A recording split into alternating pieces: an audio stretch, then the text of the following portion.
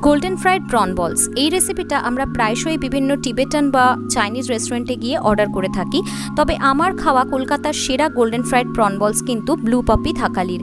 Blue poppy থাকালিতে সেদিনকে গিয়ে এই গোল্ডেন ফ্রাইড প্রন বলসটাকে এতই ভালো লাগলো, ডোমাদির থেকে কথা বলে জানতে পারলাম এই রেসিপিটা ডোমাদির বাবার ছিল এবং ডোমাদি অনায়াসে এই রেসিপিটা কিন্তু আমার সঙ্গে শেয়ার করলেন। মানে ডোমাদির ইউটিউব চ্যানেল থেকে এই রেসিপিটা আমি দেখে আজকে এই রেসিপিটা তোমাদের সঙ্গে শেয়ার করছি। তো আশা করছি তোমাদের রেসিপিটা ভালোই লাগবে। একদম ব্লু পপি থাকালির ডোমাদির রেসিপি আজকে তোমাদের সঙ্গে শেয়ার করব। তো আজকের পর্বের রেসিপি কার্টেসিটা কিন্তু পুরোপুরি Doma Wang, the momo queen of বেঙ্গলের। তো যাই হোক, ডোমাদির রেসিপি অনুসারে আমাদের এই গোল্ডেন ফ্রাইড প্রন বলসটা বানানোর জন্য আমি এখানে নিয়ে নিয়েছি 500 গ্রাম চিংড়ি মাছ। চিংড়ি মাছটাকে খুব ভালো করে ধুয়ে পরিষ্কার করে নেওয়ার পর এরকম মাছগুলোকে আমরা রাফলি একটু চপ করে নেব। তো দেখতেই পাচ্ছেন আমাদের 500 গ্রাম চিংড়ি মাছ আমরা খুব ভালো করে কিন্তু এরকম রাফলি চপ করে নিয়েছি। এবারে রাফলি চপড চিংড়ি মাছটাকে আমরা একটা মিক্সিং বোলের মধ্যে অ্যাড করে নেব।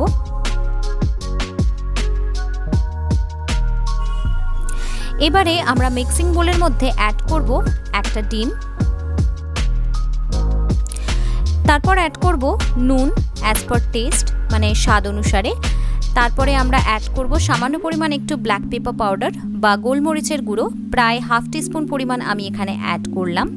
তারপরে অ্যাড করব কাঁচা লঙ্কা কুচি। ঝালটা কতটা খাবেন সেটা কিন্তু সম্পূর্ণ নির্ভর করছে আপনাদের উপর।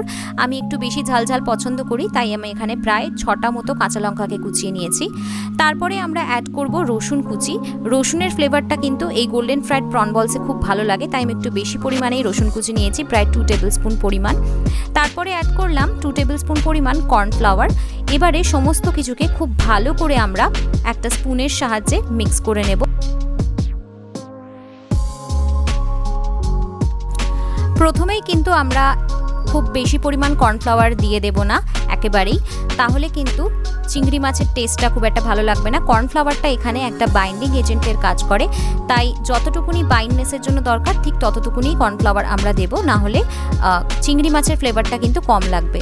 এখানে এই কনসিস্টেন্সিটা আমার ঠিক লাগছে না, তাই জন্য আমি আরও 1 টেবিল স্পুন মতো কর্নফ্লাওয়ার এর মধ্যে অ্যাড করে আবারও খুব ভালো করে কিন্তু একটু মিক্স করে নেব। এবারে কনসিস্টেন্সিটা একদম ঠিকঠাক লাগছে। এবার একটু সুন্দর কালার হওয়ার জন্য আমি এখানে অ্যাড করলাম হাফ টিস্পুন পরিমাণ ডার্ক সোয়া সস। এটা জাস্ট কালারের জন্য, আপনাদের কাছে না থাকলে বা আপনারা ইউজ করতে না চাইলে এটা স্কিপও করতে পারেন। আবারও সমস্ত কিছুকে খুব ভালো করে আমরা মিক্স করে নেব, আর কনসিস্টেন্সিটা কিন্তু আমাদের ঠিক এরকমই থাকতে হবে।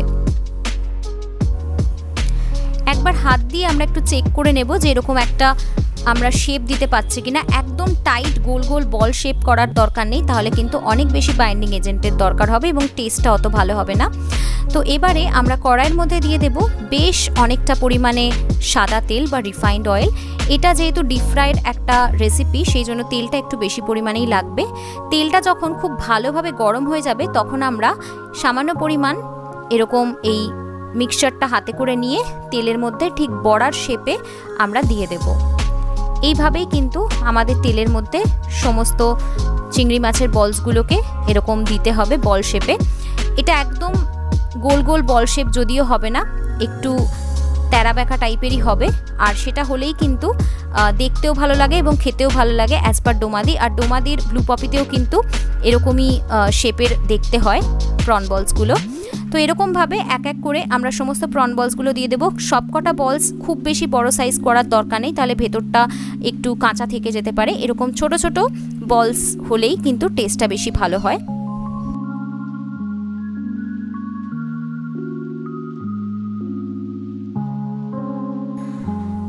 প্রথম ব্যাচে যতগুলো ধরেছে ততগুলো আমি প্রন বলস দিয়ে দিয়েছি। এবার একটা খুন্তির সাহায্যে বলসের ওপরেও আমরা একটু এরকমভাবে তেল ছড়িয়ে দেব বা স্প্রেড করে দেব, যাতে উপরের পোর্শনটাও ভালোভাবে ভাজা হয়ে যায়। তারপরে আস্তে আস্তে একটা সাইড গোল্ডেন ব্রাউন কালার হয়ে গেলে আমরা বলসগুলোকে আস্তে আস্তে উল্টে দেব, যাতে অপর সাইডটাও ভালো মতো ফ্রাই হয়ে যায়।